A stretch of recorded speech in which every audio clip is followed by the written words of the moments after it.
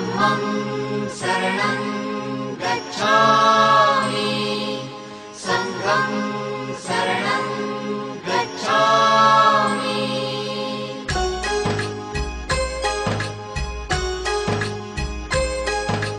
बुद्धं शरणं गच्छामि धम्मं शरणं गच्छामि संघं शरणं गच्छामि त्याग मूर्ति तू शांत चित्त तू योग रूप संसारी दया प्रेमान मानवतेचे प्रतीक तुझी ईश्वरी